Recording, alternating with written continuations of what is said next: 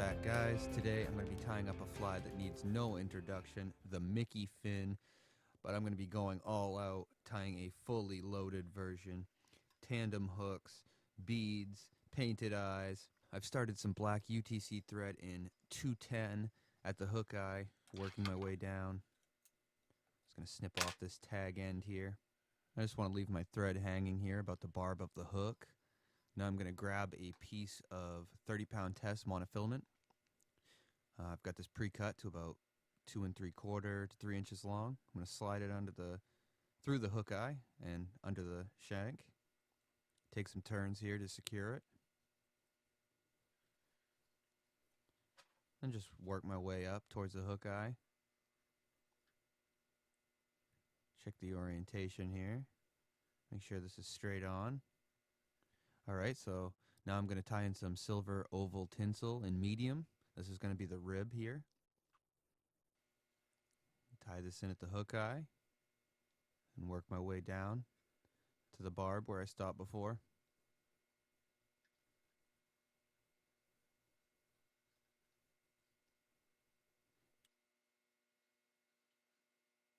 Okay, now I'm going to grab a piece of silver tinsel. I've got two-sided mylar here. This is large. I'm just going to tie this in silver side down since I want the silver side showing.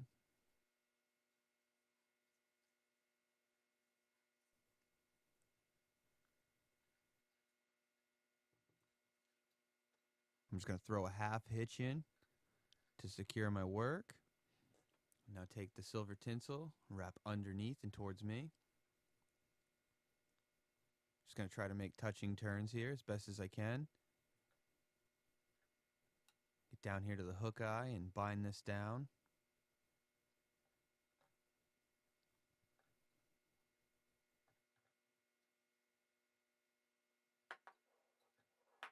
Few wraps in front and behind of the tinsel.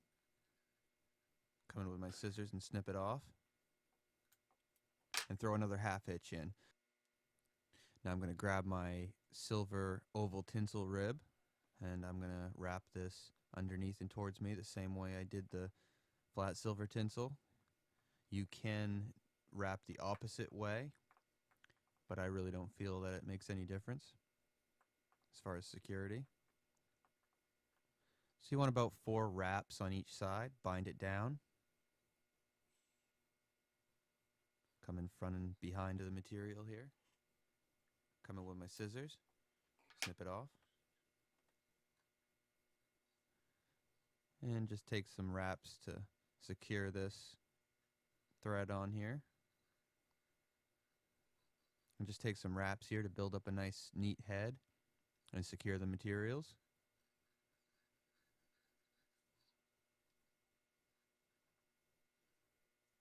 Now I'll come in and throw a couple half hitches in. Snip it off. And if you want, you can come in and put some glue or head cement on.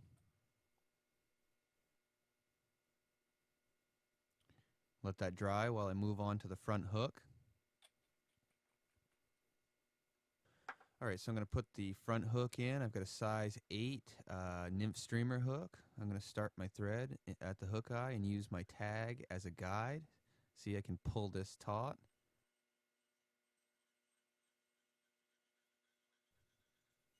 And that will just help me keep the thread even as I work my way down. I'll stop about the barb of the hook, snip off the tag. Alright, the rear hook that I just tied up is dried. I'm going to tie this on. I think I will tie them both going the same direction for this pattern. I'm going to grab a couple of beads though, orange beads. I'm going to put 7 or 8 of these on. I don't want it to be so full that the beads don't move. I think the beads moving around and bumping into each other, just making that little bit of noise is kind of important. So I'm just going to set this on top and take a couple of wraps here, maybe a little off-centered. There, that looks better. I'm going to continue wrapping towards the hook eye.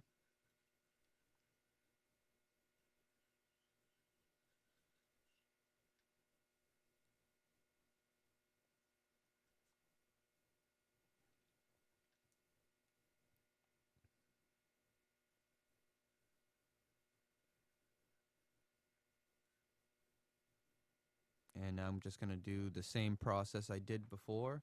I'm going to tie in my oval tinsel and then my flat tinsel. Same way I did it before here. Alright, I'm just going to tie this in. And I said at the beginning, this fly needs no introduction, but for anybody who isn't privy to the history of this fly, it is quite fascinating. This fly was created in the early 1900s and really gained popularity in the mid-30s. It was originally called the red and yellow bucktail. An author at the Toronto Star did an article renaming the fly the Mickey Fin in honor of Italian actor Rudolph Valentino. Valentino was actually murdered when a waiter slipped him some drugs. All right, I'm going to grab my silver tinsel here and tie this in.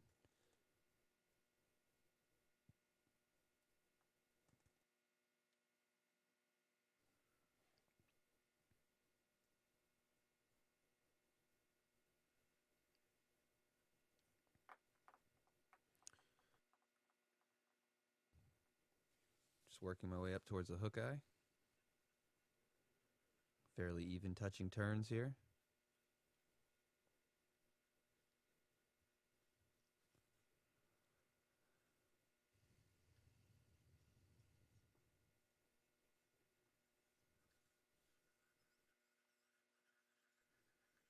I'm going to throw a half hitch in.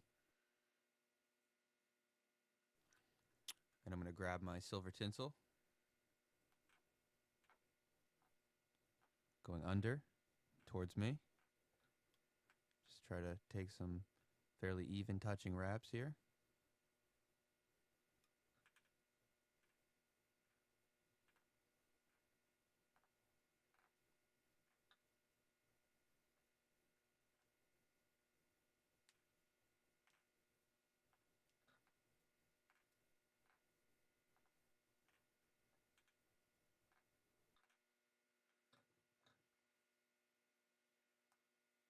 Okay, not bad.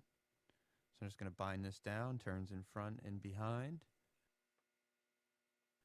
Come in and snip it off.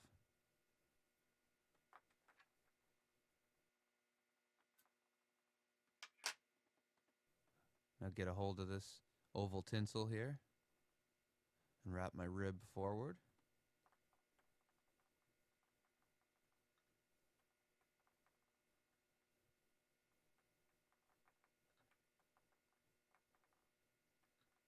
Very nice. Bind this down, front and behind. Come in with the scissors, snip it off.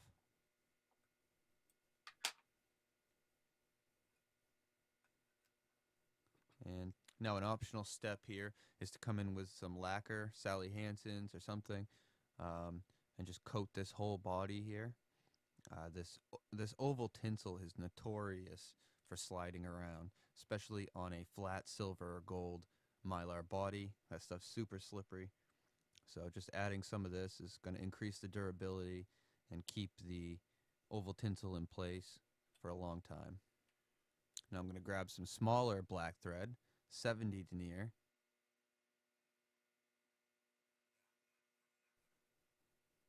Snip this off.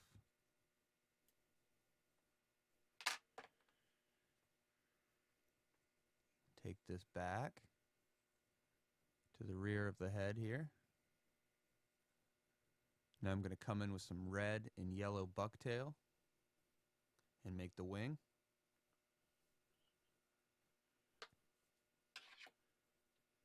I got a clump of yellow here I snipped off from the base. I'm going to pull out all the short and fuzzies. Get those out of there. You can use a hair stacker. This is probably one of the more popular patterns to stack, but again, I'm going to do it by hand here and just separate the short fibers. And then take the longer ones out, or the ones that curl too much off to the sides.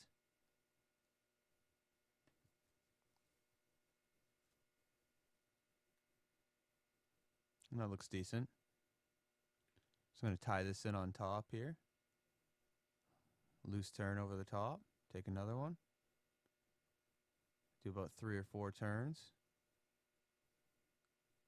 Check the length. Looks good. Now I'm going to grab some red. Do the same thing. Clean it up.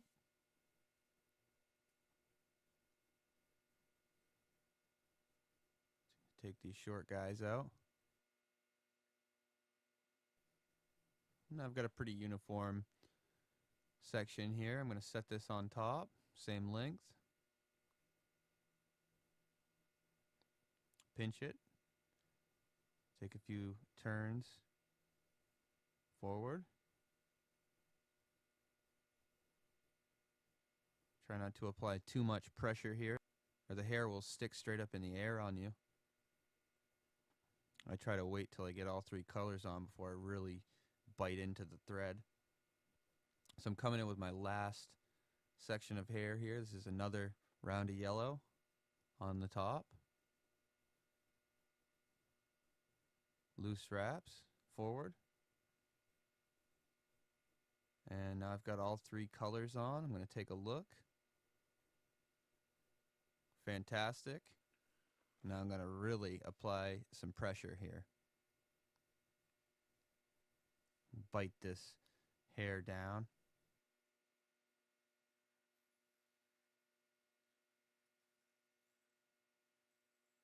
I'm going to grab my scissors and snip this off at an angle like so. All at once.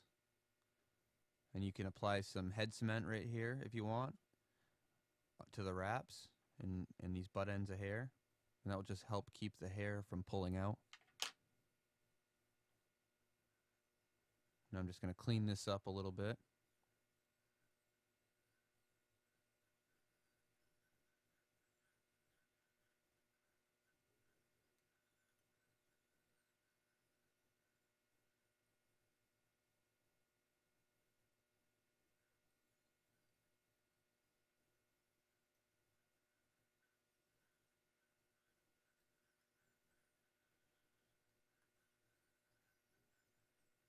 And once I get a nice neat head made here, I can tie off with a couple of whip finishes. Just about good here. I want it to be big enough to paint my eyes on.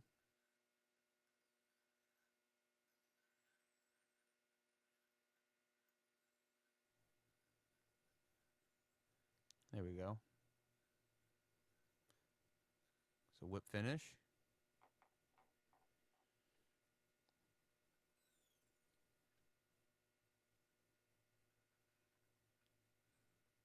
Do 2 whip finishes, 2 3-turn whip finishes. Come in and snip my thread off.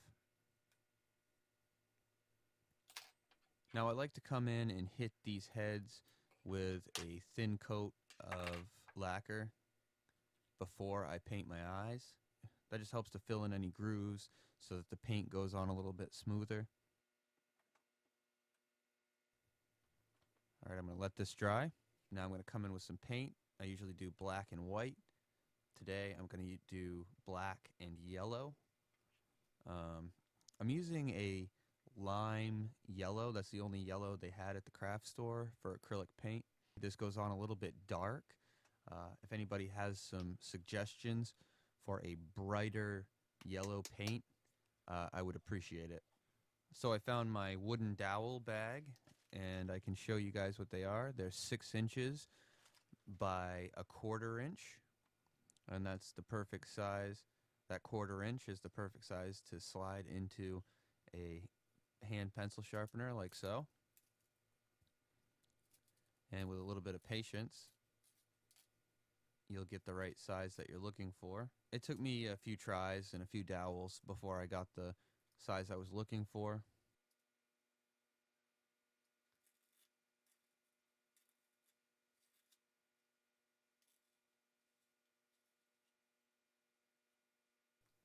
You can see I've got this end, it's nice and wide, and then I've got this end, which is a lot finer, and that'll be for the pupil.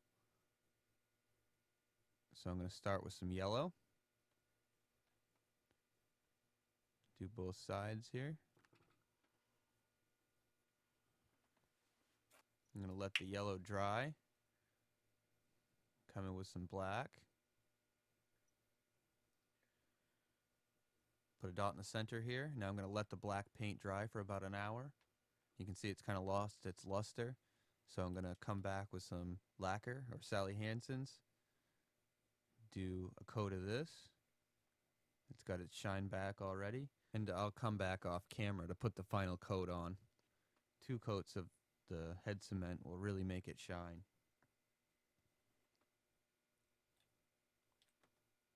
And even though this yellow paint started as like a yellow, it almost looks more chartreuse to me. I'd like to have a more true yellow. But I think this fly came out excellent.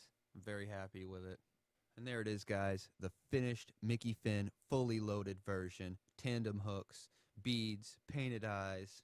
It doesn't get much better than this for an attractor pattern, guys. This thing is about 100 years old, still catches fish. If you're going to throw an attractor pattern, why not make it big, loud, and colorful? It's definitely going to get some attention, just like it's designed to do. Here's a very tiny version of the Mickey Fin that's popular in small trout streams. I personally would still throw the big one. I think the biggest fish in the area is just going to come flying out after it. If you liked this video, hit the like button. If you learned something, leave a comment. I always appreciate you guys watching. Hit the subscribe button, and I'll catch you next time.